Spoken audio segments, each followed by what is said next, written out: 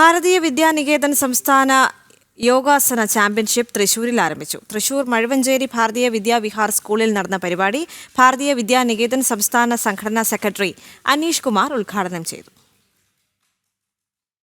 ഭാരതീയ വിദ്യാനികേതന് കീഴിലുള്ള സംസ്ഥാനത്തെ വിവിധ വിദ്യാലയങ്ങളിൽ നിന്ന് 400-ലധികം കുട്ടികളാണ് സംസ്ഥാന യോഗാസന ചാമ്പ്യൻഷിപ്പിൽ പങ്കെടുത്തത്.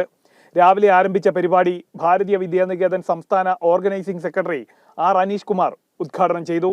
യോഗാശാസ്ത്രം മനുഷ്യജീവിതത്തിന്റെ എല്ലാ വശങ്ങളെയും പരിഗണിക്കുന്നു.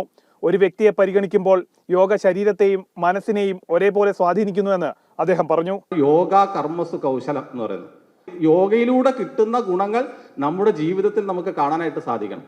നിങ്ങൾ യോഗ ചെയ്യുന്ന ഒരാളെ കാണുമ്പോൾ ഒരു യോഗ ചെയ്യുന്ന ആളുടെ ജീവിതത്തിൽ ഉണ്ടാവേണ്ട ഗുണങ്ങൾ അതൊരു യോഗ ചെയ്യുന്ന ഒരാളെ കാണുന്ന സമയത്ത് തന്നെ നമുക്ക് അവർക്ക് മനസ്സിലാക്കാൻ സാധിക്കും. നിങ്ങളുടെ ജീവിതം കൊണ്ട് തന്നെ മറ്റുള്ളവർക്ക് മാതൃകയാവാൻ സാധിക്കണം. നിങ്ങളുടെ പ്രസംഗം കൊണ്ടല്ല.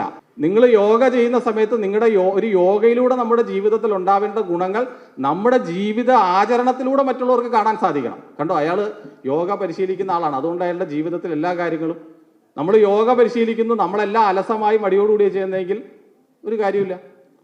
അപ്പോൾ നമ്മൾ യോഗ ചെയ്യുന്ന ആളുകൾ ആരായാലും, പ്രത്യേകിച്ച് യോഗ ചെയ്യുന്ന ആളുകൾ നമ്മുടെ ജീവിതത്തിൽ മറ്റുള്ളവർക്ക് നമുക്ക് മാതൃകയാവാൻ സാധിക്കണം.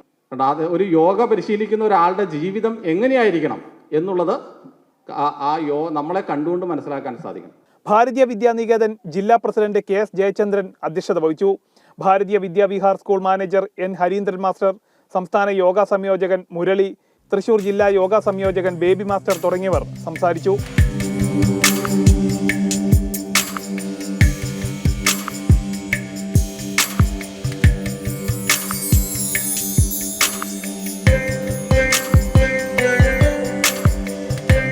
ജനം, തൃശൂർ.